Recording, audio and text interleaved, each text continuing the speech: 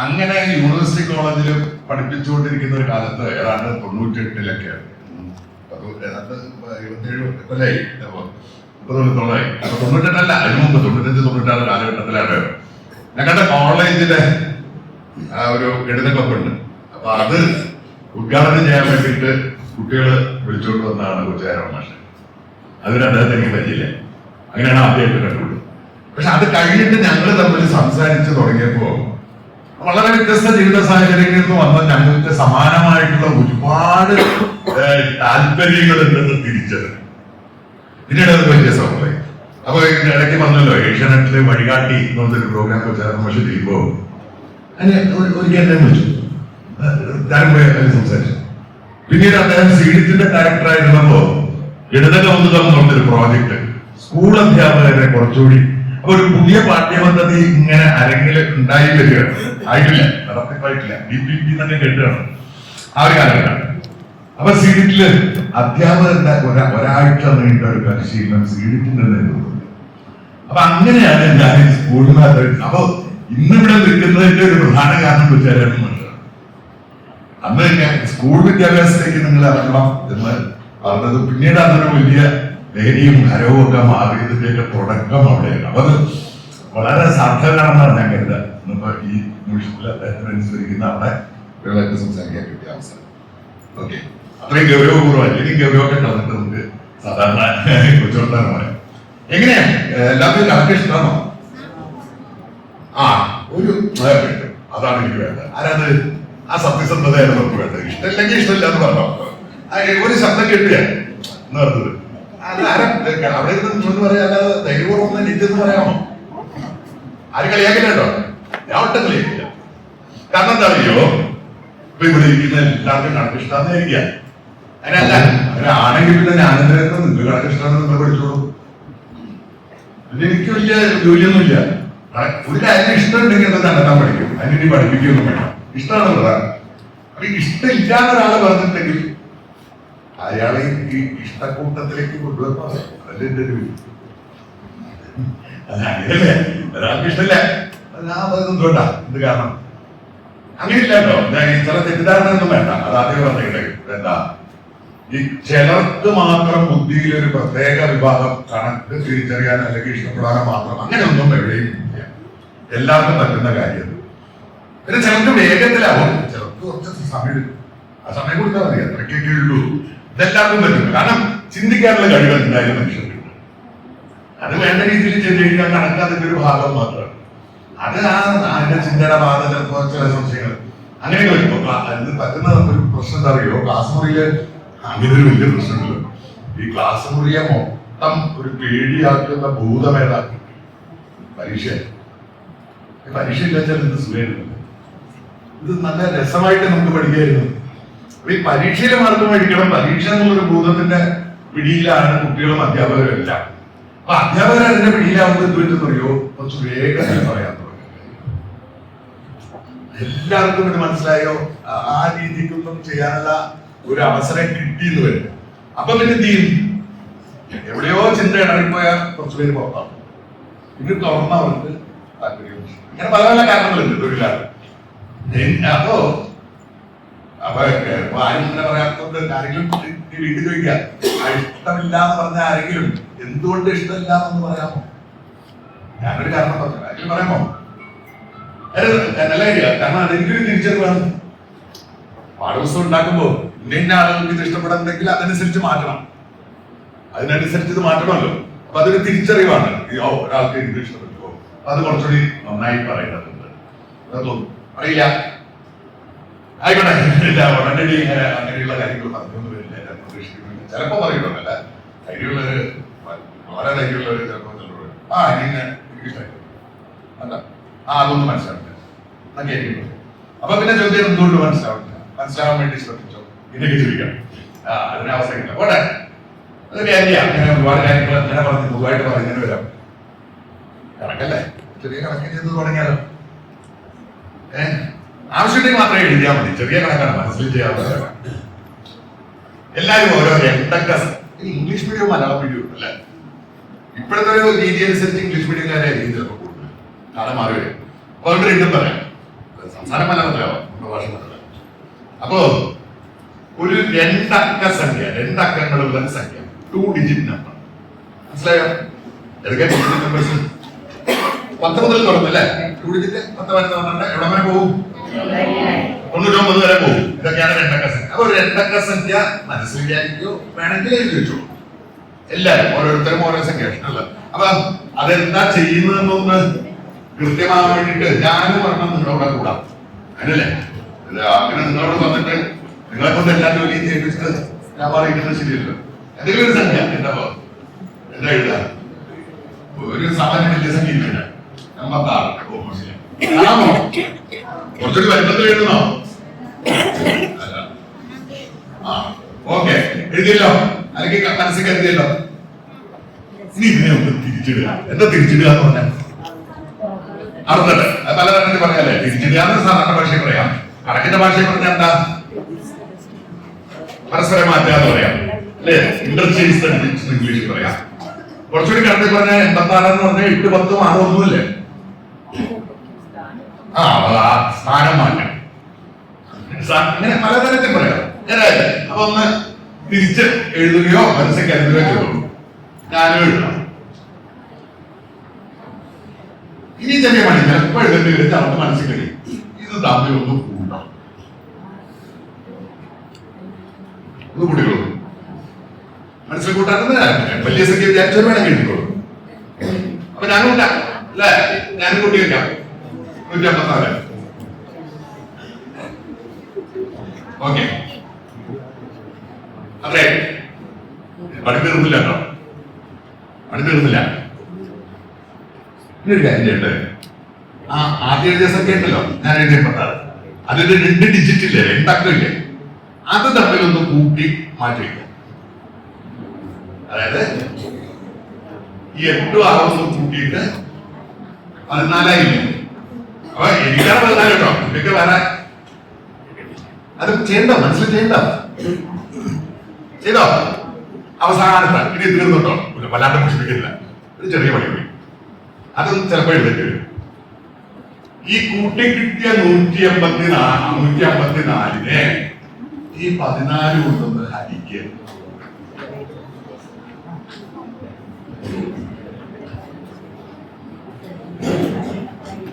എനിക്ക് കിട്ടിയത് 11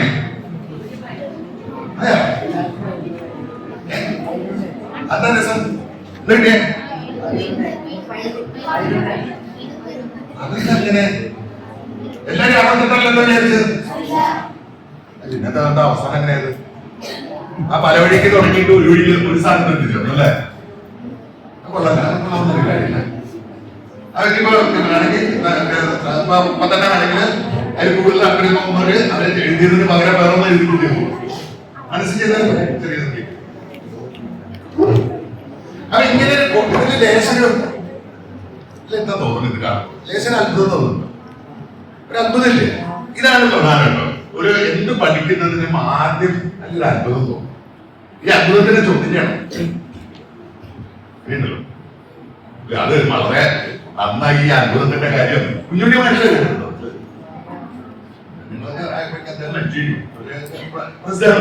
പല സ്ഥലങ്ങളിലായിട്ട് കേട്ടിട്ടുണ്ടോ? കുഞ്ഞുണ്ണി മനസ്സിൽ ഇത് വളരെ ഭംഗിയായിട്ട് ഇക്കാര്യം പറഞ്ഞു. ഇതിനകത്ത് ഒറ്റ വരികയുള്ളൂ. എന്താ പറ്റി? എന്തൊരു അത്ഭുതം അയ്യ പഞ്ചസാര മധുരി. അത്ഭുതമുണ്ടോ? അന്റെ പരിചയം പോയി. വേറെ നാളിക്ക പഞ്ചസാര എന്ന് പറഞ്ഞ കരിമ്പിൻ നീരല്ലേ? അല്ലേ? ആ കരിമ്പിൻ നീര് മധുരം, നാരങ്ങ നീര് പോയി. നിങ്ങളെന്താ പറയാ? കൈപ്പയ്ക്കാന്നോ പാവയ്ക്കാന്നോ? എന്തായാലും പാവയ്ക്ക, അതിന്റെ നീരിന് കയ്പ്. അത്ഭുതമില്ലേ? ഇതെന്താ ഓരോ തരത്തിനും ഓരോ പോലെ? അത് കൂടുതൽ ആലോചിച്ച് എവിടെ എത്തും? നമ്മള് കെമിസ്ട്രിയിൽ എത്തും. ഇതിൽ അടങ്ങിയിരിക്കുന്ന രാസവസ്തുവല്ലേ ഈ കിട്ടി ഉണ്ടാക്കിയത്?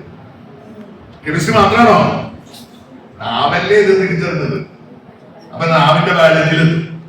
അപ്പൊ ഇങ്ങനെയാണ് ഒരു അത്ഭുതം. ചെറിയ കാര്യങ്ങളിൽ പോലും അത്ഭുതം കണ്ടു തുടങ്ങിയാൽ പഠനം തുടങ്ങിയതാണ്. പഠനം തുടങ്ങുന്നത് തന്നെ കൊച്ചു കാര്യങ്ങൾക്ക് ഒരു അത്ഭുതം. അപ്പൊ സത്യം പറഞ്ഞാൽ നിങ്ങൾ തന്നെ നിങ്ങളുടെ നിങ്ങളുടെ പറക്കൂടി കുട്ടിക്കാരെ ആലോചിച്ചാൽ നിങ്ങൾ അറിയാതെ ഈ അത്ഭുതം ഉണ്ടായിട്ടുണ്ട് മനസ്സിൽ. പല ചോദ്യങ്ങൾ ചോദിക്കും അല്ലേ? അച്ഛനോട് അമ്മയുടെയൊക്കെ ചോദിക്കും, എന്താ അങ്ങനെ, എന്താ ഇലയൊക്കെ എല്ലാ ഇലയും പച്ച, ഈ പൂവ് മഞ്ഞയുണ്ട് പച്ചയുണ്ട് ചുവപ്പുണ്ട്, എന്താ അങ്ങനെ? ഇപ്പൊ സാധാരണ ഒരാളെങ്ങനെ അടങ്ങിയിരിക്കുന്നില്ല. അങ്ങനെ ഈ ചോദ്യം ചെയ്യാനുള്ള മനസ്സ് കുറേശ്ശെ ഇല്ലാതാക്കുകയാണ് പലപ്പോഴും സംഭവിച്ചുകൊണ്ടിരിക്കുന്നത്. അത് വീണ്ടെടുത്താൽ തന്നെ നമ്മൾ ജയിച്ചു. കണക്ക് മാത്രമല്ല, എന്തിനും ഒരു അത്ഭുതമാണ് ആയിക്കോട്ടെ. അതവിടെ വേറെ നോക്കാം. ഈ കണക്കുകാരെ ഒരു പ്രത്യേക ജനസ് വാക്കുകയാണ് കണക്ക് ചെയ്യുന്നത്. അപ്പൊ അവര് നോക്കി കുറെ സംഖ്യ എടുത്ത് നോക്കി, 86 നോക്കി 36 തന്നെ കുറെ സംഖ്യ, പലരും പല സംഖ്യ എടുത്തു. 16 എടുത്തവരുണ്ട്, 21 എടുത്ത്, അങ്ങനെ പലതുണ്ടാവും. എല്ലാവർക്കും മനസ്സിലായി. അത് രണ്ട് തരത്തിൽ ഇത് മുന്നോട്ട് പോവാം. ഒന്നെന്താ വെച്ച് കഴിഞ്ഞാൽ ഇത് എന്തുകൊണ്ടാ അതാ ഒരു അത്ഭുതം കണ്ടിട്ട് അത്ഭുതം എന്ന് പറഞ്ഞാൽ അത് സയൻസ് പഠനമല്ല. സയൻസ് പഠനം എന്താ? ഈ എന്തുകൊണ്ടെന്നുള്ള അന്വേഷണം കേട്ടില്ലേ? അതാ അല്ലേ? ആപ്പിള് താഴേക്ക് വീണപ്പോ ന്യൂട്ടൺ ആലോചിച്ചു, ആപ്പിളല്ലേ അല്ല മരത്തിൽ ഏതായാലും മുകളിൽ വീഴുന്ന താഴേക്ക് കണ്ട് പറഞ്ഞു പറഞ്ഞു അത്. ഇങ്ങനത്തെ ചിന്തയുണ്ട് ചെറിയ കാര്യങ്ങളിൽ പോലും. എന്തുകൊണ്ടെന്ന് ഇതെന്തുകൊണ്ടാണെന്നൊന്ന് ആലോചിച്ച് നോക്കി പറയാമോ? എന്താ സംഭവിച്ചത്? എങ്ങനെയാണ് എന്തുകൊണ്ടെന്ന് അന്വേഷണം നടന്നത്?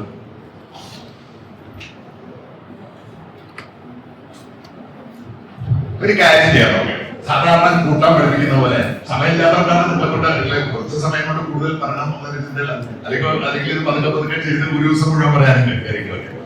അതുകൊണ്ട് ഞാൻ തന്നെ അതിന്റെ ഒരു സൂചന തരാം എങ്ങനെ തുടങ്ങണം.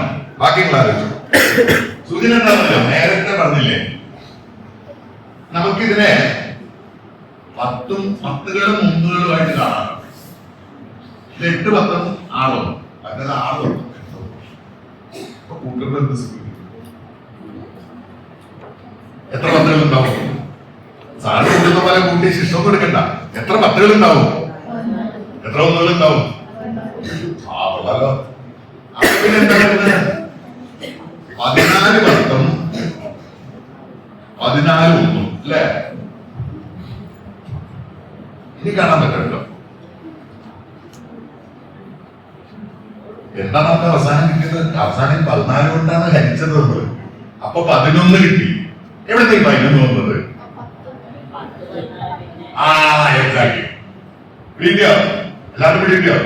ഈ 14 10 14 1 എന്നുള്ളതിനെ ലേശം ഒന്ന് തിരിച്ചു വയ്ക്കാം. എന്താ 10 14 പിന്നെ 1 14 ആകെ എത്ര? 14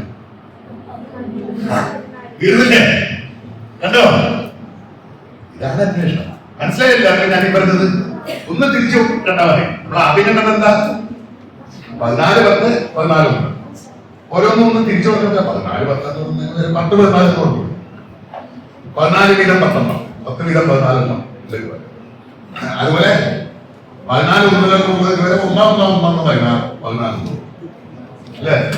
അപ്പൊ 10 14 ഒരു സ്ഥലത്ത് 1 14 ഒരു സ്ഥലത്ത് എല്ലാം കൂടി ഉപയോഗിച്ചാൽ എത്ര 11 ഹരിച്ചതെന്തുകൊണ്ടാണ്?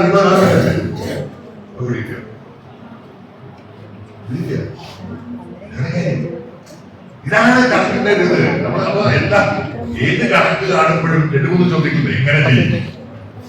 അതെന്താ ചോദ്യം? ചെയ്ത് കഴിഞ്ഞാൽ പിന്നെ ഒരു ചോദ്യമുണ്ട്. അതാണ് വളരെ പ്രധാനം. ഇതെന്താ ശരിയായ കാര്യം? പണ്ട് കാലത്ത് ഇപ്പോഴൊന്നും അതത്രയും പ്രചാരത്തിലില്ല.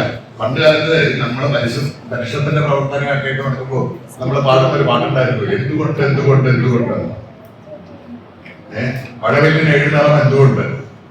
അപ്പൊ എന്റെ കുഞ്ഞുഭാഷ കാര്യം പറഞ്ഞ പോലെ പഞ്ചസാര വന്നിരിക്കുന്നത് എന്തുകൊണ്ട്. ഈ എന്തുകൊണ്ട് എന്നുള്ള ചോദ്യത്തിൽ നിന്നാണ് എല്ലാ അന്വേഷണവും തുടങ്ങുന്നത്. അത് ചോദിച്ചോണ്ടേയിരിക്കണം. അത് ആരും ടീച്ചറോട് ചോദിച്ചിട്ട് സ്വയമെങ്കിലും ചോദിക്കാൻ പറ്റും. പിന്നെ അത് അന്വേഷണം പല വിധത്തിൽ അന്വേഷിക്കാം. എന്തുകൊണ്ട് സ്വയം അന്വേഷിക്കാം, പരസ്പരം സംസാരിക്കാം. ഒരാൾക്ക് കിട്ടാത്ത ചിന്ത വേറൊരാൾക്ക് കിട്ടും വേഗത്തില്.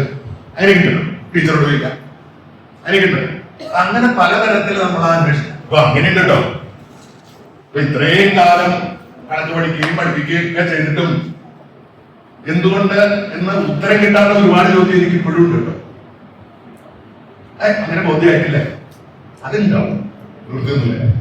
ഇതിനൊരു അവസാനമില്ലല്ലോ പഠനത്തിന്. അത് നിരന്തരം ഇങ്ങനെ തുടരുന്നത് വീണ്ടും വീണ്ടും നമ്മൾ അന്വേഷിക്കും. ഈ അന്വേഷണം തന്നെയാണ് ചെയ്തു. ആയിക്കോട്ടെ, അപ്പൊ അത് ക്ലിയർ ആയത് എല്ലാവർക്കും എന്തുകൊണ്ട് അങ്ങനെ വരുന്നെന്ന്. കേസൊക്കെ എടുത്താലും എന്ത് കിട്ടില്ലേ? ഇതേപോലെ തന്നെ ചെയ്യാം. അപ്പൊ 31 13 ആണെങ്കിൽ എന്തായി?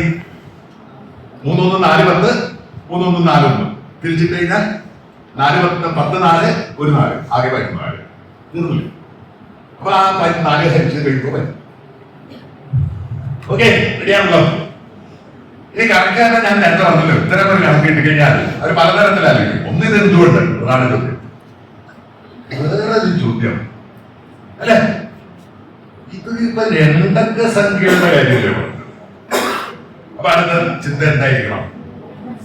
അപ്പൊ ഒരു കാര്യമുണ്ട്, ഈ 3 അക്ക സംഖ്യകൾക്ക് എങ്ങനെയാ ചോദ്യം എന്തായിരിക്കണം എന്നുള്ളത് വളരെ പ്രധാനമാണ്. നമുക്ക് നോക്കാം. അതിന് കുറച്ച് അറിയില്ലേ, അത് കുറച്ച് വിശാലായിട്ടല്ലേ എഴുതണം. 2 അക്ക സംഖ്യകൾ നേരെ തിരിച്ചെഴുതിയാൽ മാത്രം പോരാ, അങ്ങനെ ചെയ്താൽ കിട്ടുമൊന്നുമില്ല. അത് ശ്രമിച്ചു നോക്കാവുന്നതാണ്. അപ്പൊ അതെന്താ, അതായത് ഇപ്പൊ ഇവിടെ ഞാൻ വെറുതെ ഒരു ഉദാഹരണം എടുക്കാം, ഇതൊക്കെ ചെയ്ത് നോക്കാവുന്നതാണ്. ഏതെങ്കിലും 2 അക്ക സംഖ്യ 3 അക്ക സംഖ്യ എഴുതി, ചെറിയ സംഖ്യ എഴുതി നോക്കാം. 1 3 4 തിരിച്ചെഴുതി 4 1 കൂട്ടി 5 6 5 അരിക്കുന്നത് 3 4 4 8 കൊണ്ട് 8 കൊണ്ട് വരെയായി കൂടി പറ്റില്ല അല്ലേ? ശരിക്കാൻ പറ്റുന്നില്ലല്ലോ, ശിഷ്ടമില്ലേ? അത് കൃത്യമായിട്ട് വരുന്നുണ്ട്, ഹരിച്ചു പോയി. ഇവിടെ അങ്ങനെ വരില്ല. അപ്പൊ പക്ഷേ 3 അക്ക സംഖ്യക്കൊന്നും ശരിയാവില്ല എന്ന് പറഞ്ഞ് വിടലല്ല ചെയ്യാം. നമ്മുടെ ആലോചനയിൽ എന്തെങ്കിലും പോരായ്മ എങ്ങനെ? ശരിക്കും ഞാൻ നേരത്തെ പറഞ്ഞുകൊണ്ടുകൂടി ആലോചിക്കാം. ഈ 2 അക്ക സംഖ്യ തിരിച്ചിടുക എന്ന് പറഞ്ഞാൽ അങ്ങോട്ടും ഇങ്ങോട്ടും സ്ഥാനം മാറ്റല്ലേ. 3 അക്ക സംഖ്യയിൽ 3 സ്ഥാനമില്ലേ? അപ്പൊ ഈ 3 സ്ഥാനങ്ങൾ അങ്ങോട്ടും ഇങ്ങോട്ടും പലതരത്തിൽ മാറ്റിക്കൂടെ? മനസ്സിലായി ഞാൻ പറയുന്നത്? മറ്റൊരു 10ാം സ്ഥാനത്ത് 1ാം സ്ഥാനത്താക്കുക, 1ാം സ്ഥാനത്ത് 10ാം സ്ഥാനത്താക്കുക, അത്രേ ഉള്ളൂ. പക്ഷെ 3 അക്ക സംഖ്യ ആകുമ്പോഴോ എന്തൊക്കെ തരത്തിൽ പറ്റും സ്ഥാനങ്ങൾ അങ്ങോട്ടും മാറ്റാൻ. അപ്പൊ ഒന്ന് നോക്കാം, ഇതില് എത്രയൊക്കെ രീതിയിൽ എഴുതാമെന്ന് ആദ്യം നോക്കാം. ഇനി നമ്മുടെ ഇവിടെ കൊണ്ട് നിർത്തണ്ട, ഇവിടെ കൊണ്ട് നിർത്തണ്ട, അന്യത്തൊക്കെ ഉണ്ട്. അപ്പൊ അതൊരു സൗകര്യത്തിന് വേണ്ടി ഒരു കാലുണ്ടല്ലോ, വെറുതെ വാരി വലിച്ച് എഴുതിയാൽ ഇത് തീർന്നോ ഇനിയും ഉണ്ടോ എന്നൊക്കെ സംശയം വരും. അതുകൊണ്ട് കുറച്ചുകൂടി ചിട്ടയായിട്ട് ഇതൊരു കണക്കിന്റെ എന്താ ചിട്ട, നമ്മള് അങ്ങോട്ട് ഒരു സ്ഥാനം മാറ്റല്ലേ.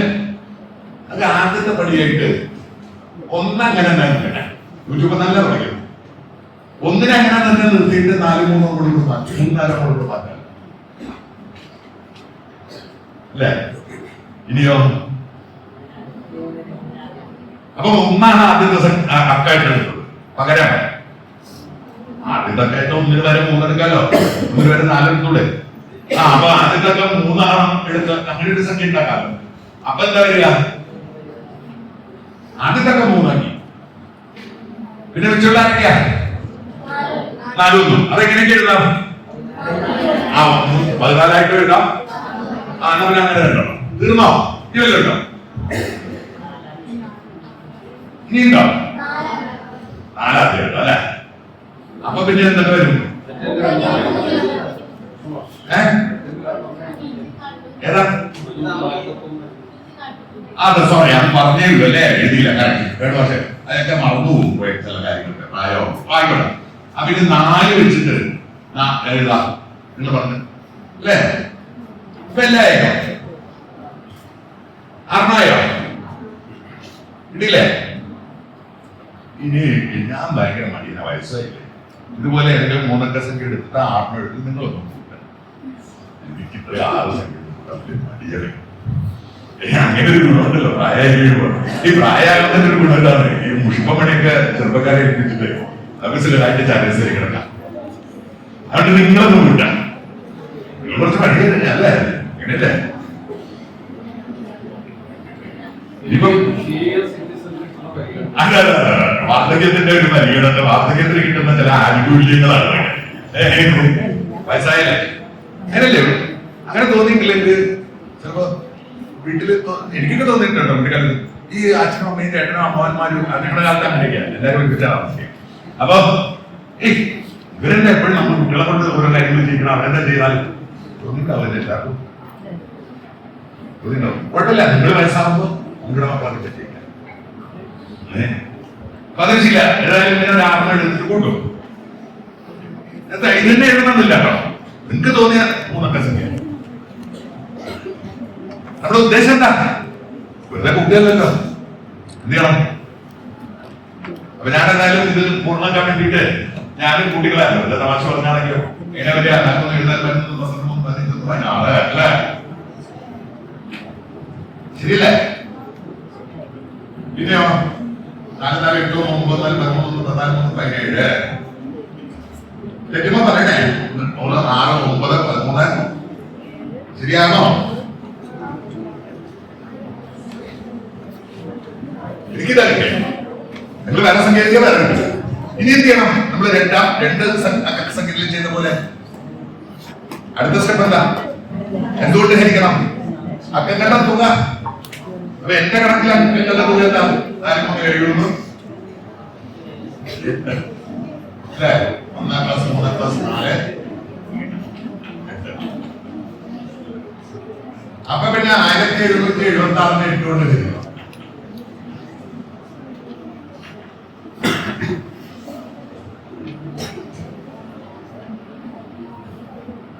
ആരെങ്കിലും ചെയ്ത് തീർത്തോ? വേറെ സംഖ്യ വെച്ചിട്ട് റെഡി കിട്ടിയോ? ബാക്കി നോക്കിയോ? അപ്പൊ കേട്ടോ, മറ്റേ നേരത്തെ കണ്ടതിന്റെ രസം കൂടിയില്ലേ? 2 സംഖ്യ 2 എഴുതുമ്പോ 11 ഇട്ടുകരുതപ്പോ 3 സംഖ്യ 222 അല്ലേ? അപ്പൊ ഞാൻ അടുത്തത് എന്താണെന്ന് എന്താ ചെയ്ത് എന്താ ആലോചിക്കണം? 4 സംഖ്യ വേണ്ടേ? അതെനിക്ക് വലിയ പാടാ. അതിനു മുമ്പ് വേറെ ചിന്തയുണ്ടല്ലോ. എക്സാക്ട്ലി ഈ 2 സംഖ്യയിൽ നമ്മൾ ആലോചിച്ച് ഇങ്ങനെയാണെന്ന് പറഞ്ഞില്ലേ? ഇതിലെങ്ങനെയാ ഈ അവസാനം 2 2 2 വന്നത്? ഒന്ന് ആലോചിക്കാം.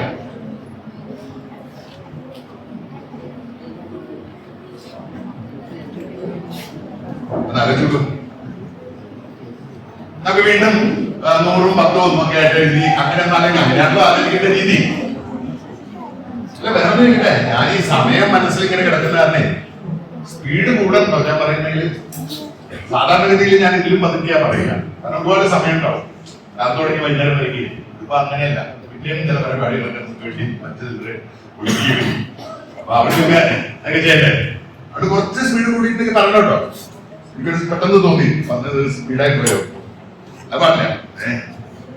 ആയിക്കോട്ടെ, നമുക്ക് വീണ്ടും 100 10 നോക്കിയാൽ ഈ സംഖ്യ തന്നെ നോക്കാം. 100 10 ഒന്നും ആയി. ഓക്കെ, അപ്പൊ ആദ്യത്തെ നോക്കൂ. ഒരു 100 3 10 4 അങ്ങനെ തുറന്ന് എഴുതാം അല്ലേ? ബാക്കിയെല്ലാം എഴുതല്ലേ? അല്ല എഴുതുന്നതിനുണ്ട് ഒന്ന് ആലോചിക്കുക. ആ ഒന്നുണ്ടല്ലോ, ഓരോന്നായിട്ട് നോക്കാം. ഒന്നുകൾ എങ്ങനെയൊക്കെയാ വരിക? ഞാൻ പറഞ്ഞ പോലെ എഴുതുമ്പോ 4 വന്നു. ഓ ഇനി 4 വരുമോ? വേറെ എവിടെന്നെങ്കിലും ഈ 314 എഴുതാൽ അവിടെയും 4 വരുമല്ലോ അല്ലേ? ഈ ക്രമത്തിലല്ല, എങ്ങനെയെങ്കിലും കൂട്ടുകാർക്ക് 2 തവണ 4 വരില്ലേ? ഒന്ന് 314 ഭാഗമായിട്ടും മറ്റേ 134 ഭാഗമായിട്ടും വരില്ലേ? വേറെ 4 വരുമോ? അപ്പൊ 4 എത്ര തവണ വരും? അപ്പൊ പിന്നെ 3 എത്ര തവണ വരും? 3 2 തവണ. മറ്റേതോ? മറ്റേത് 2 തവണ. അപ്പൊ പിന്നെ ഇവിടെ ശരിക്കും വരാൻ പോകുന്നത് എന്താ? ഈ 3 2 തവണ. ഇപ്പൊ 4 2 തവണ വന്നു. ഇനി വേറെ 3 2 തവണ വരും. പിന്നെ 1 2 തവണ വരും. എല്ലാം കൂടി കൂട്ടിയാലോ? 2 4 2 3 2 1. തിരിച്ചു പറഞ്ഞു കഴിഞ്ഞാൽ 4 2 3 2 1 2. ആകെ എത്ര 2? ആദ്യം 4 2 വന്നില്ലേ? 2 4 എന്ന് പറയുന്നതിന് 4 2 എന്ന് വായിക്കാം. അപ്പൊ 4 2 വന്നു. അടുത്തതിനോ രണ്ട് മൂന്നുകൾ എന്ന് പറഞ്ഞാൽ ഒരു മൂന്ന് രണ്ടുകളായിട്ട് പറയുക. അടുത്തതോ അപ്പൊ 4 2 ആദ്യം വന്നു, പിന്നെ 3 2 വന്നു, പിന്നെ 1 2 വന്നു. എത്ര രണ്ട്? 4 3 എഴുതുന്നു. എവിടെ? 1ന്റെ സ്ഥാനത്ത്. അപ്പൊ 1ന്റെ സ്ഥാനത്ത് 8 2 വരും. അത് മനസ്സിലായോ ഞാൻ പറഞ്ഞത്? നേരത്തെ നമ്മൾ 2 അക്ക സെക്കൻഡിൽ ചെയ്ത അതേ സാധനങ്ങൾ 8 2 അല്ലേ? മനസ്സിലായോ? ഇങ്ങനെ 8 2 വന്നു അല്ലേ? അപ്പൊ ഇവിടെയോ 10ന്റെ സ്ഥാനത്ത് വരും. അവിടെ 8 2 അല്ലേ? അവിടെ 8 2. 100ന്റെ സ്ഥാനത്തോ ഇവിടെ 8 2. അപ്പൊ പിന്നെ വേണമെങ്കിൽ ഇങ്ങനെയും പറയാട്ടോ. ഈ 8 2 കാണാൻ ബുദ്ധിമുട്ടാണെങ്കിൽ 16 100കൾ 16 1കൾ അല്ല 16 10കൾ 16 1കൾ അല്ലേ?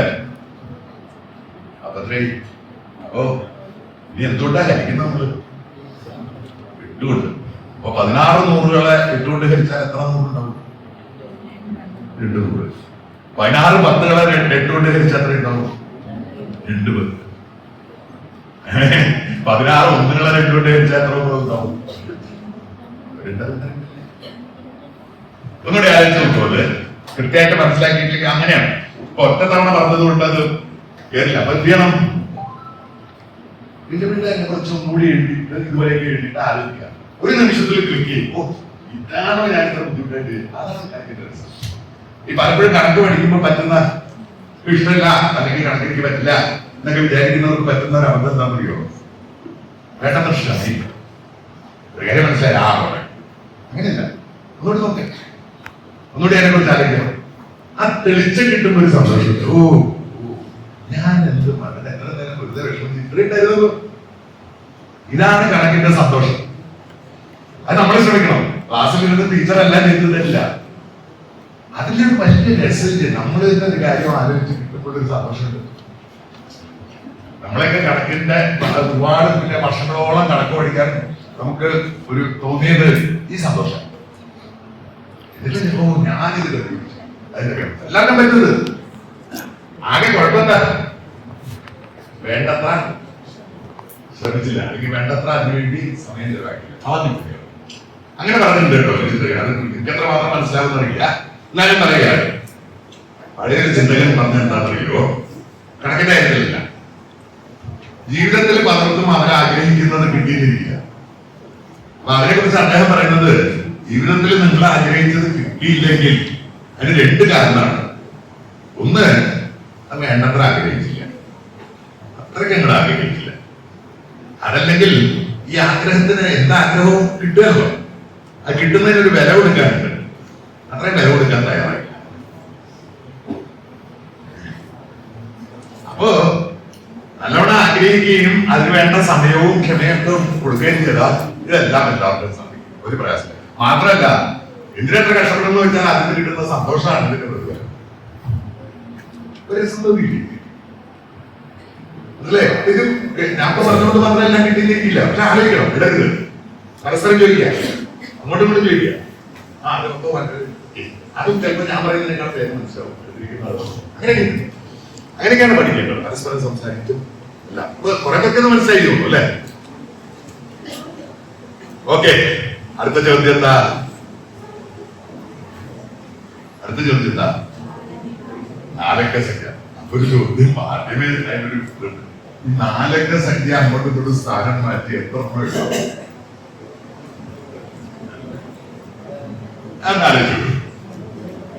വെറുതെ നമ്മുടെ സംഖ്യ എടുത്തിട്ടേ 4 അക്ക സംഖ്യയിലെ അക്കങ്ങൾ അങ്ങോട്ടും ഇങ്ങോട്ട് സ്ഥാനം മാറ്റി. ഇതിപ്പോ 3 ആയപ്പോ 6 തവണ.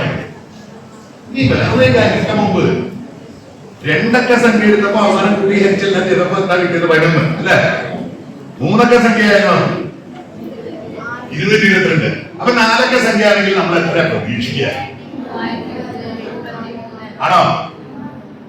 നോക്കണം. അപ്പൊ ചെയ്തു നോക്കട്ടോ. അതിനൊരു തമാശയും ഞാൻ പിന്നെ പറയാം. ഇതൊക്കെ കഴിഞ്ഞിട്ട് ഒന്ന് ചെയ്തു നോക്കാം. വീട്ടിൽ സമയം കിട്ടുമ്പോ താല്പര്യം ചെയ്തു നോക്കാം. അപ്പൊ നോക്കാം. അപ്പൊ നമ്മൾ നോക്കാം എത്ര ഉണ്ടെന്ന്. പണി എത്ര നോക്കണല്ലോ. അപ്പൊ ഏതെങ്കിലും ഒരു സംഖ്യ എഴുതാം. മാറ്റി മറിച്ചും ഇത് എത്ര തരത്തിൽ പുതിയ സംഖ്യകൾ അല്ലെങ്കിൽ ഉണ്ടാക്കാം. സംഖ്യയുടെ സ്ഥാനം മാറ്റി ഒന്ന് ആലോചിച്ചു കേട്ടോ. നമ്മൾ നേരത്തെ ആലോചിച്ച ചിട്ടപ്പടി ആലോചിക്കണം. നമ്മള് ഒന്നാം സ്ഥാനത്ത് 2 തന്നെ ഫിക്സ് ചെയ്യണം. ഈ 2 തന്നെ വെച്ചിട്ട് ഉണ്ടാക്കാം. 3 പിന്നെ 4, 5, 8 കൊടുക്കൂടെ മാറ്റുന്നത്. 3 എത്ര തരത്തിൽ മാറ്റാന്നാ പറഞ്ഞത്? 6 അപ്പൊ നേരത്തെ കണ്ടല്ലേ 3 6 തരത്തിൽ മാറ്റാമല്ലോ. അപ്പൊ 2 തന്നെ അവിടെ വെച്ച് കഴിഞ്ഞാൽ ബാക്കി സാധനങ്ങൾ അങ്ങോട്ടും കൂടെ മാറ്റി 6 തവണ സമ്മതിച്ചോ? കാരണം അത് കണ്ടകാര്യ 3, 5, 8 നമ്മൾ നേരത്തെ കണ്ടില്ലേ? 3 സംഖ്യയുടെ കാര്യം കണ്ടതാണ്. 6 അപ്പോഴോ 3 ആദ്യസംഖ്യയായിട്ട് എടുത്താൽ എത്ര ഉണ്ടാവും? 6 തന്നെ ഉണ്ടാവും. ഇനി 4 ആദ്യത്തെ സംഖ്യ എടുത്താൽ 4 ആദ്യത്തെ സംഖ്യ എടുത്താൽ എത്ര ഉണ്ടാവും? 6. 5 ആദ്യത്തെ സംഖ്യ അക്കമായിട്ട് എടുത്താൽ എത്ര ഉണ്ടാവും? 8 എടുത്താലോ? അപ്പൊ ആകെ എത്രയായി? 24. 24 സംഖ്യ എഴുതണം. 24 സംഖ്യ കൂട്ടണം. കുഴപ്പമില്ല, കാൽക്കുലേറ്റർ ഉപയോഗിച്ച് എളുപ്പമായില്ലേ? മനുഷ്യരെന്നെ ചെയ്യണമെന്നില്ല. ഒരു കാര്യം കണ്ടുപിടിക്കാനല്ലേ, അല്ലാതെ കൂട്ടാൻ പഠിക്കില്ലല്ലോ. കണ്ടുപിടിക്കാനായിട്ട് നമുക്ക് ഏറ്റവും എളുപ്പപ്പണി നോക്കാം. കാൽക്കുലേറ്റർ അത് 24 അടിക്കണം അല്ലേ? വേറെ എന്നാ ഇത് ഞാൻ ഒരിക്കൽ പണ്ട് അതൊരു വലിയ അനുഭവം. കുട്ടികൾ നമ്മളെ പഠിപ്പിക്കുന്ന, കുട്ടികൾ നമ്മളെക്കാളും നന്നായി ചിന്തിക്കുന്ന കുറെ അനുഭവിക്കുന്നുണ്ട്. ഇതുപോലെ ഒരു സ്കൂളിൽ നമ്മളെ കുറെ കുട്ടികളെ വെച്ചിട്ട് ഈ കാര്യം അവതരിപ്പിച്ച് നമ്മൾ 24 കുട്ടികൾ പണിയില്ലേ, അതുകൊണ്ട് വീട്ടിൽ പോയി ചെയ്താൽ മതി ചെയ്തു കിട്ടുന്നത്. അപ്പോഴേക്കും തന്നെ പറഞ്ഞപ്പോഴേക്കും ഒരാൾ പറഞ്ഞു എനിക്ക് കിട്ടിപ്പോയി. ഇങ്ങനെ ഇത്ര എളുപ്പം 54 സംഖ്യകൾ കൂട്ടിയത്. അപ്പൊ അയാള് പറഞ്ഞിട്ടെന്ന് എന്നെ ഞെട്ടിച്ചോളൊരു കാര്യമാണ്. അയാള് പറഞ്ഞത് 4 അക്ക സംഖ്യ എന്നല്ല സാറ് പറഞ്ഞിട്ടുള്ളൂ. അപ്പൊ ഞാൻ എടുത്ത 4 അക്ക സംഖ്യ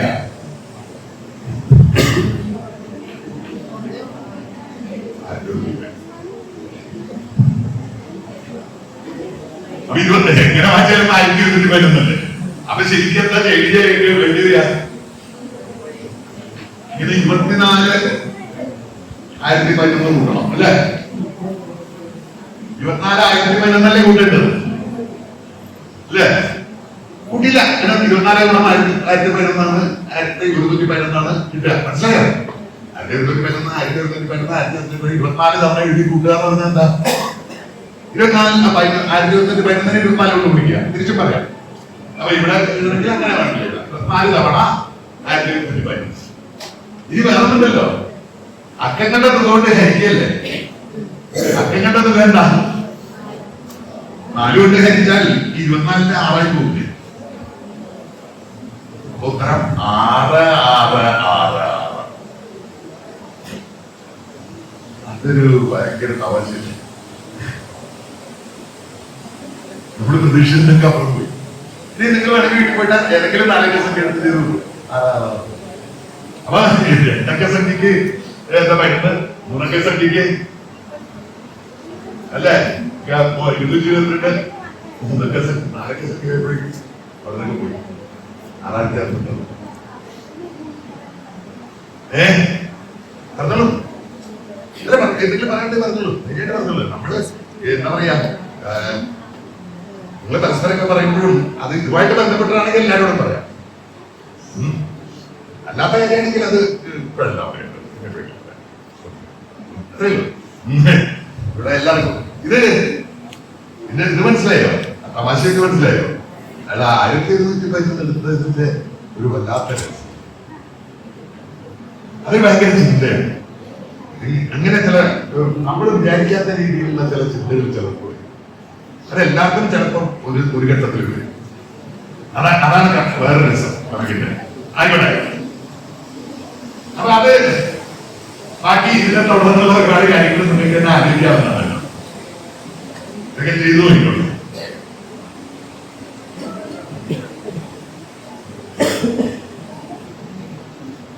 വേറൊരു കാര്യം ബന്ധപ്പെട്ട് ചെറിയ ബന്ധപ്പെട്ട് നമ്മളിതില് ചിത്രചേതഗതിയിൽ ഒരു പ്രധാന കാര്യം ഒരു സംഖ്യ എടുത്തിട്ട് അതിന്റെ അക്കങ്ങൾ കൂട്ടുക എന്നല്ലേ. എവിടെയെങ്കിലും ഇതല്ലാതെ എവിടെയെങ്കിലും ഈ അക്കങ്ങളും ഏതെങ്കിലും ഒരു സംഖ്യയുടെ അക്കങ്ങൾ കൂട്ടിയിട്ട് അതിനെന്തെങ്കിലും പ്രത്യേകതകളായിട്ട് എവിടെയെങ്കിലും കണ്ടോ? എവിടെയാ? എക്സാക്ട്ലി കേട്ടിട്ടില്ല എല്ലാരും? എന്താ ഇങ്ങനെ പറഞ്ഞ 9ന്റെ മൾട്ടിപ്പിൾ, മലയാളത്തിൽ പറഞ്ഞാൽ 9ന്റെ ഗുണിതങ്ങൾ. എന്താ 9ന്റെ ഗുണിതത്തിന്റെ പ്രത്യേകത?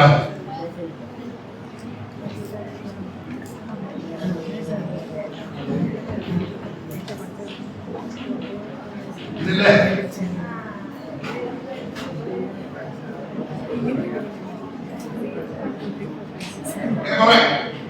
ഇതിലൊക്കെ രസമുണ്ടോ? 8 ഒന്നും കൂട്ടിയാലോ, 2 7 കൂട്ടിയാലോ, 3 6 കൂട്ടിയാലോ?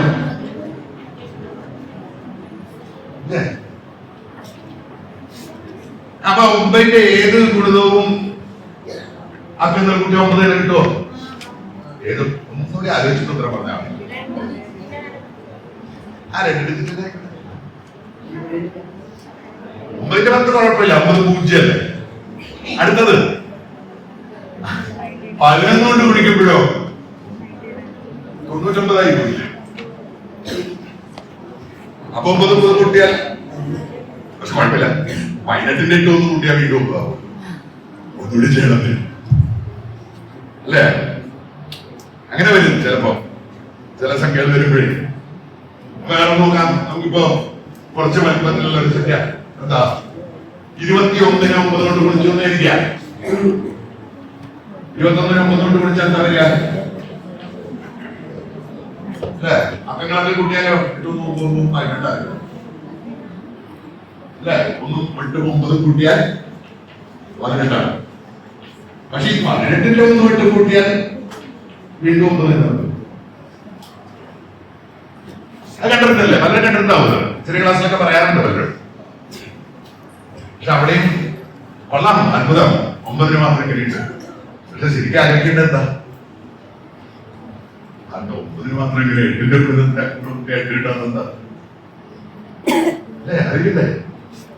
9ന് മാത്രം എന്താ ഇങ്ങനൊരു സ്ഥിതി? അത് അറിയിക്കണം. അത് അറിയിക്കാൻ പല വഴികളാണ്. കുറച്ചൊന്നും അറിയാം. ആദ്യമേ ഒരു കാര്യം ചെയ്യാം, ഒരു പാറ്റേൺ കിട്ടും. പാറ്റേൺ കണ്ടു കഴിഞ്ഞാൽ അല്ല അടുത്ത പരിപാടി തുടങ്ങാൻ ഉദ്ദേശിക്കുന്നവരോട് എത്ര മണിക്കാണ് ഞാൻ തൊട്ടേണ്ടത്? ഇവിടെ സംഘടനകളിലുണ്ടോ? എങ്ങനെ ഊണൊക്കെ കൊടുക്കില്ലേ? അവര് അദ്ദേഹത്തിന്റെ ബാക്കി ആലോചിക്കാറുണ്ട്. നല്ലൊരു ആലോചിക്കാവുന്നതാണ്. ഓക്കെ, ഇത് ഈ രസം നോക്കുക കേട്ടോ. 10 എന്നുള്ള സംഖ്യയെ നമുക്ക് 9+1 എഴുതാം. വലിയ കാര്യമില്ല. 20 എന്നുള്ള സംഖ്യയെ 9 വെച്ച് എഴുതും. എത്ര ഇങ്ങനെ എഴുതും? 18+2 ആണ്. 18 എന്ന് പറഞ്ഞാൽ 2നെ 9നെ 2 കൊണ്ട് കുടിച്ചാല് അപ്പൊ ഇങ്ങനെ എഴുതാം. ഇത് വേണമെങ്കിൽ ഇങ്ങനെ എഴുതാം. 30 ആയാലോ?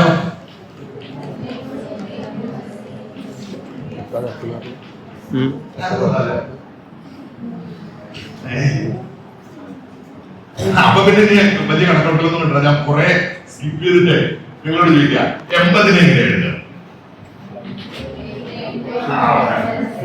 കാര്യമില്ല, ശരിയല്ലേ? ഇനി അപ്പൊ വേറെ നോക്കാം, എല്ലാം 0ത്തിൽ അവസാനിക്കുന്ന സംഖ്യയല്ലേ? നമുക്കൊരു കാര്യം ചെയ്യാം, ഇതിന്റെ ഇടയ്ക്ക് എഴുതാത്ത കാര്യമുണ്ട്. 11 എങ്ങനെ എഴുതാം? 11 പറഞ്ഞാൽ 10ന്റെ കൂടെ 1 കൂടി കൂട്ടണം. അപ്പൊ അതെങ്ങനെ എഴുതാം? 9 പിന്നെ ഒരു 1 നേരത്തെ ഉണ്ടായിരുന്നു, ഒപ്പം കുട്ടികൾ കൂടി ചേർത്തിട്ടുണ്ടായിരുന്നു.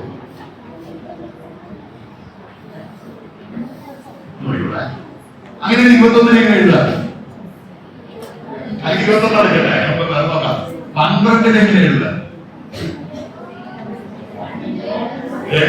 നമ്മൾ നേരത്തെ എഴുതിയ പോലെയാണെങ്കിൽ 2 9 സോറി 1 9 അല്ലേ 1 9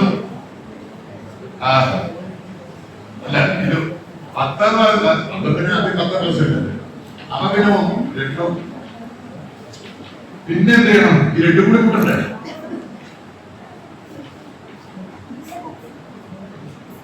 എന്തെങ്കിലും പാറ്റേൺ തെളിയുന്നുണ്ടാവും ഒരെണ്ണം കൂടി കിട്ടിയാൽ ചിലപ്പോ കുറച്ചുകൂടി ഉണ്ടാവും 13 എങ്ങനെയില്ല നിങ്ങളൊന്നും പറയാ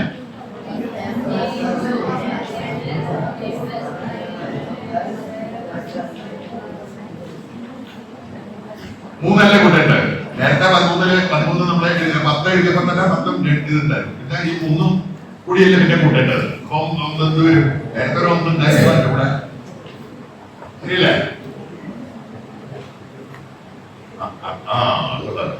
ഇനി കണക്കൊന്നും കൂട്ടാതെ എനിക്ക് പറയാമോ 17 18 എനിക്ക് 17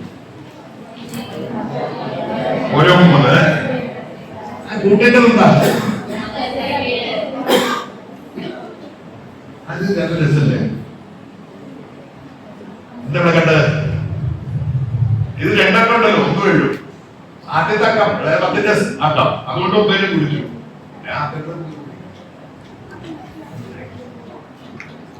എന്നാ പിന്നെ ഇത് 20കളുടെ തുടർച്ചയ്ക്ക് ഇത് ശരിയാവൂ എന്ന് ശ്രമിച്ചു 11 ആദ്യത്തെ 21 മുതൽ എന്താ 21 എങ്ങനെ എഴുതും 21 അതിനെ 2 9 ഉണ്ട് പിന്നെ 2 ഉണ്ട് 20 തന്നെ പിന്നെ ഒരു 1 കൂടി ശരിയായോ ഇല്ലേ അഭിനയിക്കാൻ അധിക സമയം എടുക്കണ്ട എന്താ 25 എങ്ങനെ എഴുതും പറയൂ 2 9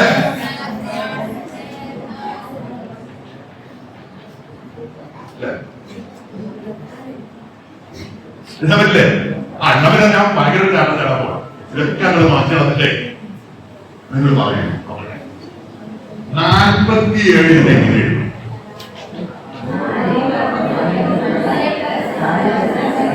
9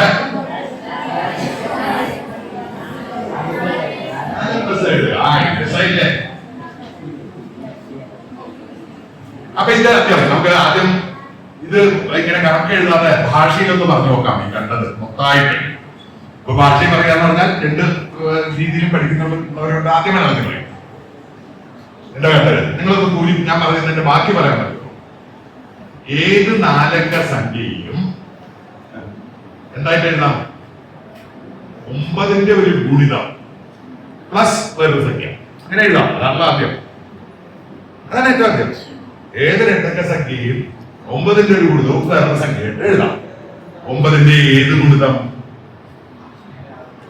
ആദ്യത്തെ അക്കം കൊണ്ട് കുടിക്കണം കൂട്ടുന്നത് ഏത് സംഖ്യ അക്കം കണ്ടെത്തുക അപ്പൊ ഏത് 2 അക്ക സംഖ്യയും ആദ്യത്തെ അക്കം കൊണ്ട് 9 ഗുണിച്ചതും അക്കങ്ങളുടെ തുകയും തമ്മില് കൂട്ടിയതാണ് ഇംഗ്ലീഷിൽ എങ്ങനെ പറയും any 2-digit number we can write as the multiple of or product of the first digit by 9 added to some of the digits.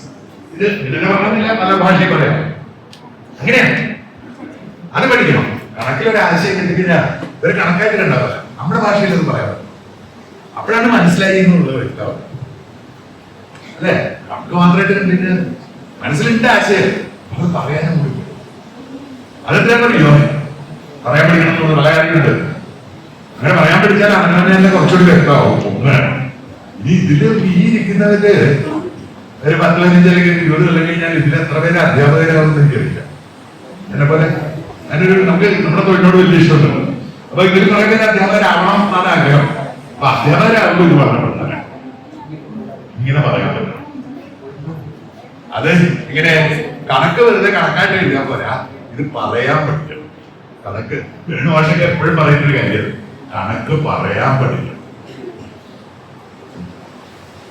അതും വേണം പറയാൻ പഠിക്കണമെങ്കിൽ നല്ല വ്യക്തതയുണ്ടെങ്കിലേ പറ്റുള്ളൂ അങ്ങനെ പറയാം ഓക്കെ അപ്പൊ അതായി അപ്പൊ പിന്നെ തൽക്കാലം 2 അക്ക സംഖ്യ നോക്കാം വേറെ കാര്യം കൂടി നോക്കാം 8 9 കൊടുത്ത് 2 കൂട്ടി. ഇങ്ങനെ 9 കൊണ്ട് ഹരിക്കാൻ പറ്റില്ല. ശിഷ്ടം എത്ര വരും? റിമൈൻഡർ മിച്ചം എന്ത് വരും?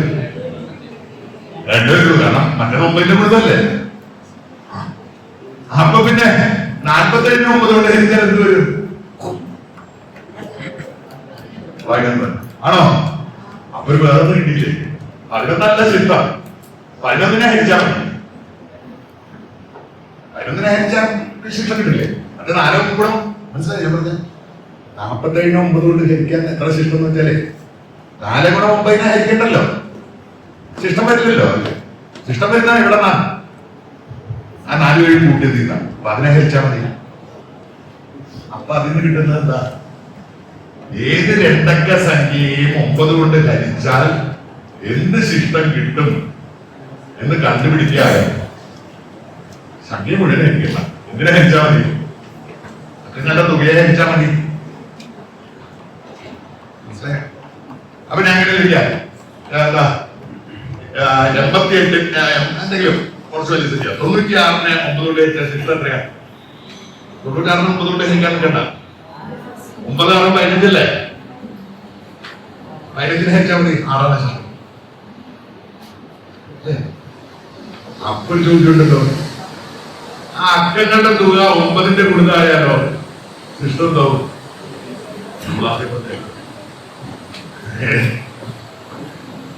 ഈ അക്കങ്ങളുടെ 9ന്റെ കൊടുത്താണെങ്കിൽ എന്ത് സംഭവിക്കും? ശിഷ്ടം തരാൻ പാടില്ല.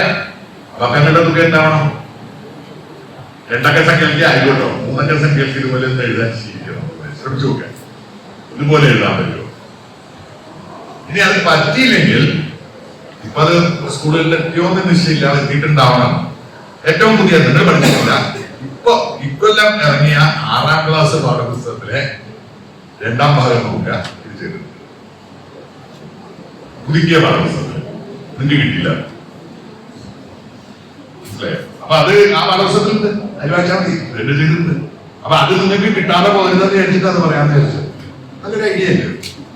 അപ്പൊ അത് 6ാം ക്ലാസ്സിലാണെന്ന് ഇപ്പോഴാണ് നമ്മളത് പാഠപുസ്തകത്തിൽ ഉൾപ്പെടുത്തുന്നത്. അപ്പോഴേക്കും നിങ്ങൾ 7ാം ക്ലാസ് ആയി.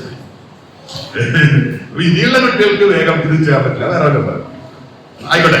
അപ്പൊ ഞാൻ 3ന്റെ ഒക്കെ ശ്രമിച്ചു നോക്കണം കേട്ടോ. പറ്റില്ലെങ്കിൽ 6ാം ക്ലാസ്സിലെ പുസ്തകം അങ്ങനെ നോക്കാം.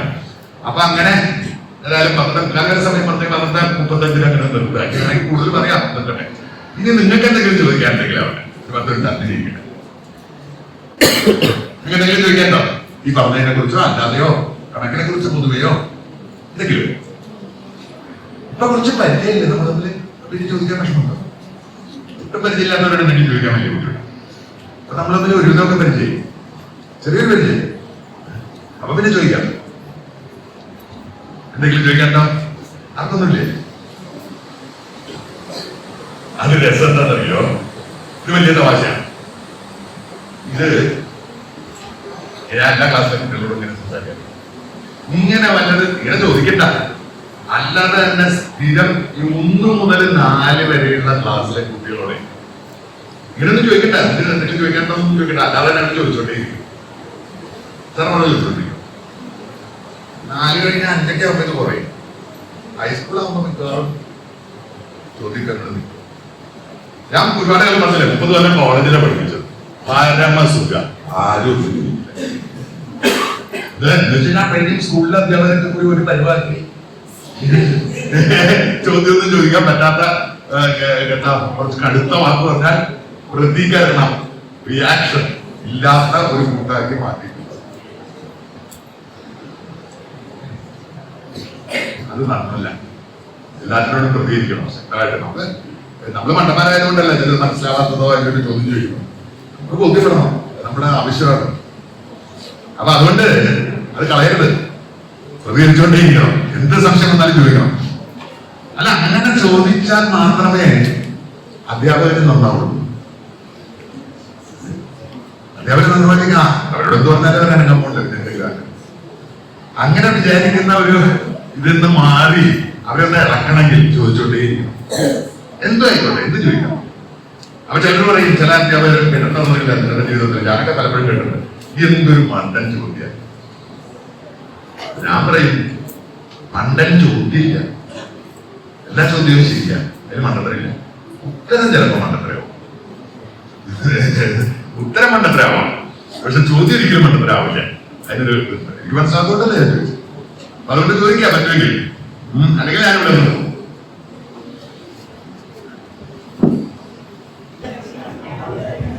ആർക്കും ചോദ്യമൊന്നുമില്ല. അവരുടെ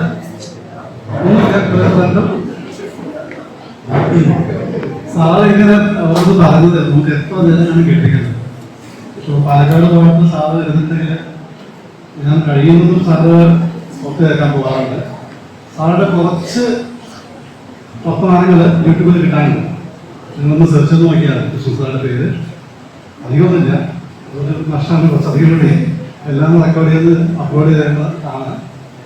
അപ്പോൾ സ്വയം ദീർഘിക്കാതെ കൃഷ്ണ സാറിന് എല്ലാവരുടെയും പേരിൽ നന്ദി കേട്ടോ.